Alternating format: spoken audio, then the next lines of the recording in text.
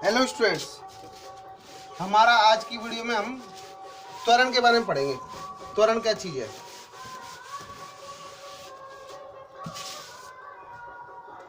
त्वरण को बोलते हैं,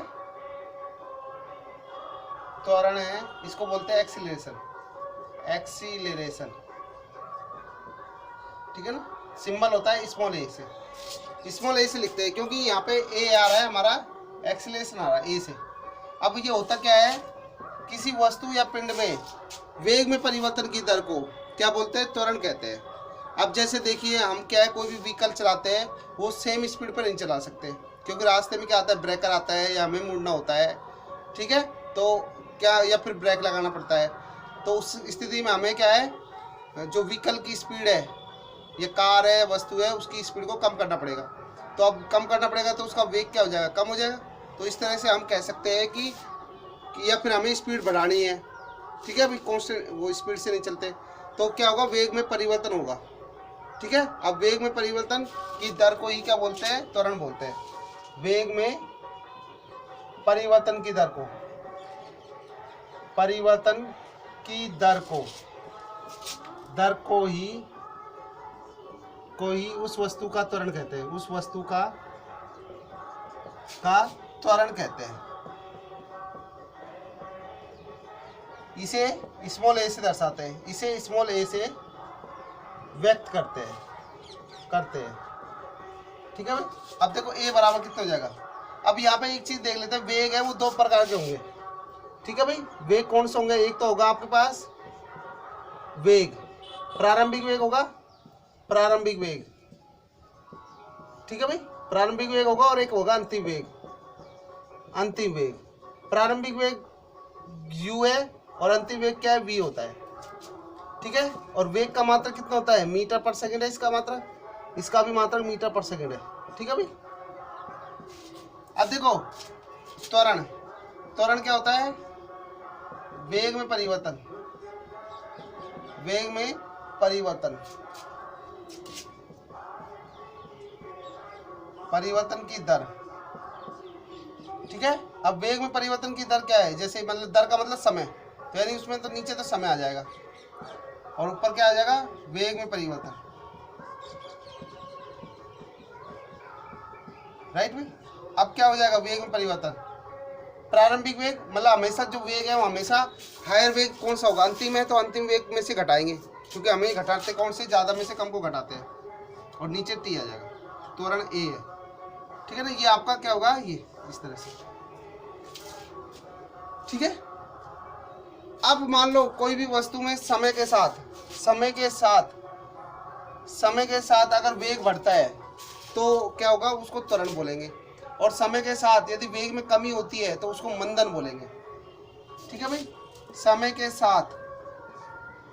के सापेक्ष यदि वस्तु का वेग बढ़ता है, वेग में वृद्धि होती है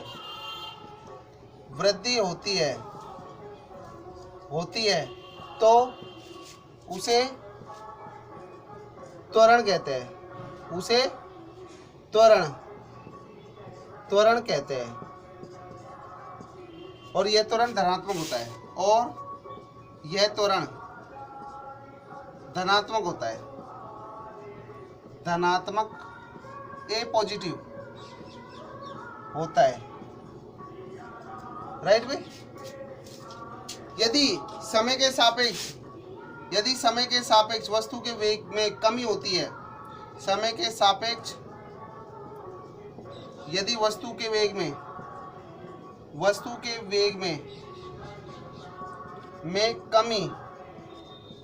कमी, देखो यहाँ वृद्धि हो रही है, यहाँ कमी हो रही है, वेग में कमी होती है तो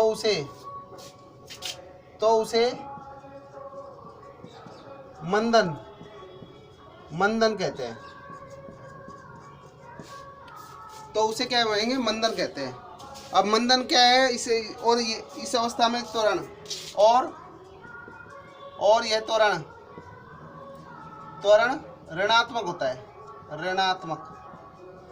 ऋणात्मक यानी ए नेगेटिव होगा, नेगेटिव होता है, ठीक है भाई, ये चीज़ ये ध्यान रखना,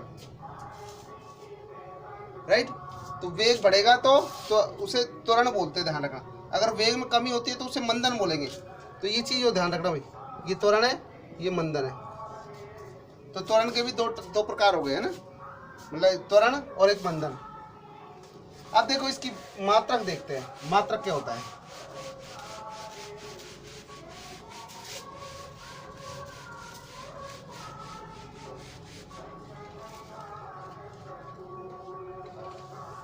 ठीक है भाई, अगला जो इसमें है मात्रक, त्वरण का मात्रक, त्वरण का मात्रक। तो त्वरण का मात्रक होता है वो इससे फॉर्मूले से आएगा, ए बराबर कितना होता है, v minus you upon T होता है भाई। अब v माइनस यू क्या है, वेग में परिवर्तन ना, वेग में परिवर्तन ही तो है, वेग में परिवर्तन। और नीचे क्या है, बटा है समय। अब वेग में परिवर्तन की जो मात्रक होगा वो मीटर पर सेकंड होगा भाई, बटा ये सेकंड होगा। तो इस तरह से क्या है इसका मात्रक, मीटर पर second square. Second into second नीचे आ जाएगा, देखो मीटर अपॉन नीचे सेकंड, और ये ऑलरेडी सेकंड नीचे है ही, तो कितना हो गया, मीटर पर सेकंड स्क्वायर।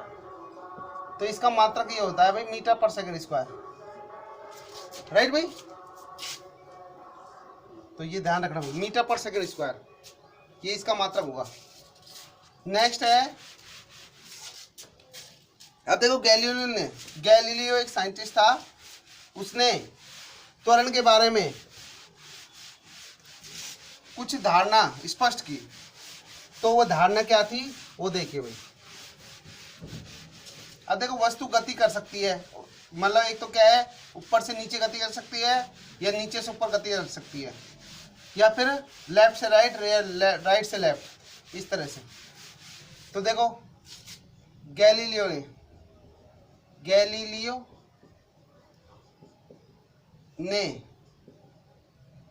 ने अपनी धारणा में स्पष्ट किया कि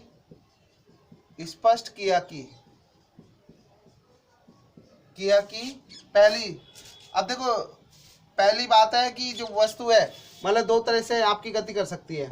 एक तो क्या है, मतलब नीचे से ऊपर जा रही है, ठीक है, नीचे से नीचे की ओर चल गति, राइट। और दूसरा होता है आपके पास यानी मुक्त रूप से गिरती हुई, पहली हो जाएगी मुक्त रूप से गिरती हुई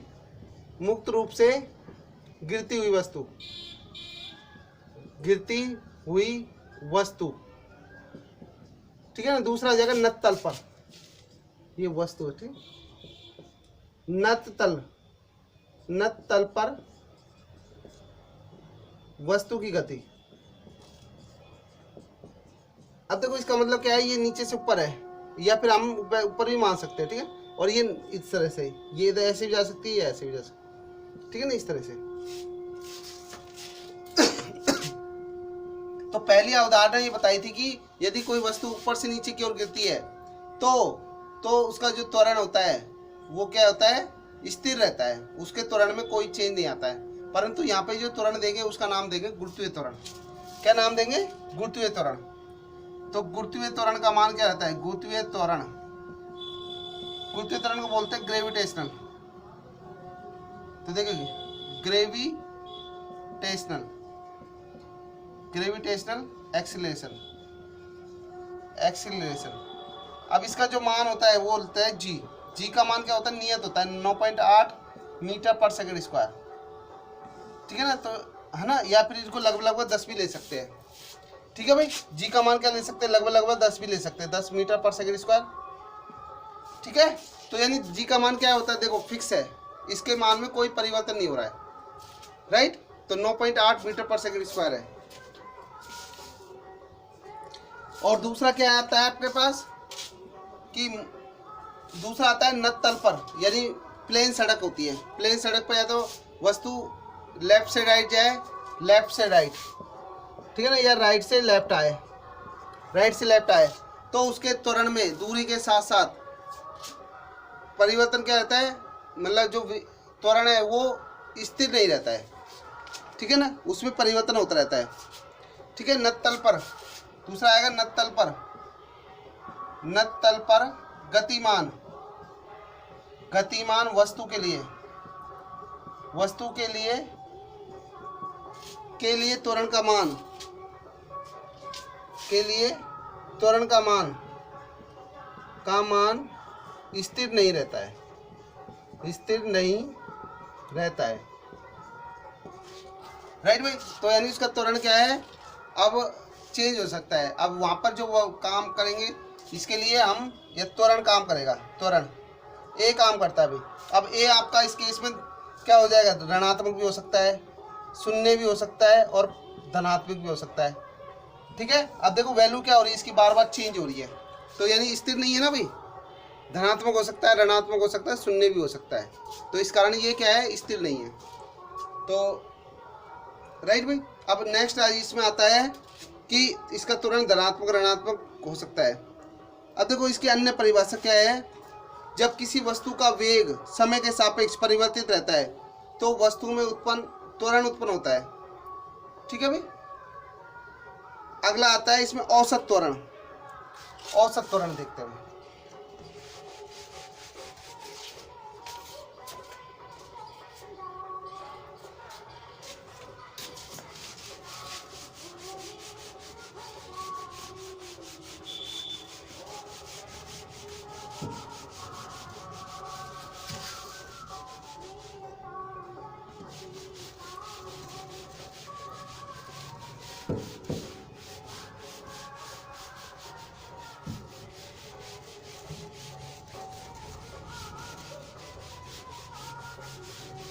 औसत त्वरण, औसत त्वरण को लिखते हैं एक के ऊपर बार लगाएंगे। ठीक है भाई। मान लेते हैं t1 समय पर, t1 समय पर वस्तु का वेग, वस्तु का वेग मान लेते हैं v1 है, v1, और t2 समय पर वस्तु का वेग, वस्तु का वेग क्या है, v2 है भाई। राइट। इसलिए औसत त्वरण, औसत त्वरण क्या होगा भाई, वेग में परिवर्तन, वेग में परिवर्तन बटे समय, यही तो होता भाई समय। अब देखो कितना होगा वेग में परिवर्तन, पहले v2 आएगा, v2 में से v1 को घटाएंगे और यहाँ पे t2 माइनस t1। अब देखो यहाँ परिवर्तन चेंज है, तो इसको क्या लिखेंगे, डेल्टा v, और इसको लिखेंगे डेल्टा t। तो ये आपका औसत त्वरण होगा। ठीक है भाई।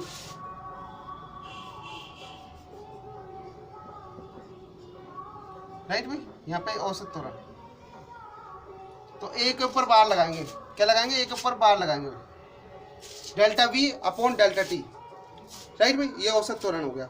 अब देखो इसमें क्या होगा कि एक औसत त्वरण की परिभाषा है, यदि डेल्टा t का मान 1 कर दिया जाए, डेल्टा t का मान 1 कर दिया जाए,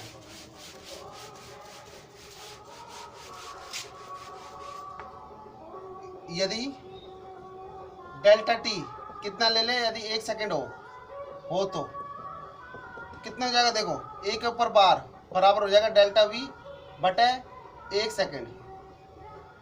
ठीक है भाई। 1 सेकेंड कर दिया है, तो देखो यहाँ पे कितना हो जाएगा आपका, 1 के ऊपर बार बराबर हो जाएगा 1 सेकेंड का भाग दिया तो ये हो जाएगा आपका डेल्टा v। यानी यदि एक वस्तु के एकांक, यदि समय में परिवर्तन एकांक हो तो उस वस्तु के वेग में परिवर्तन ही उस वस्तु का औसत त्वरण कहलाएगा। ठीक है। किसी वस्तु का समय यदि एकांक हो, एक समय में परिवर्तन एकांक हो, तो उस वस्तु का वेग में परिवर्तन ही औसत त्वरण कहलाएगा। ठीक है भाई। अब देखो नेक्स्ट है इसमें वेग समय ग्राफ द्वारा हम, जो वेग समय ग्राफ है द्वारा हम उस वस्तु का त्वरण ज्ञात कर सकते हैं। ठीक है। तो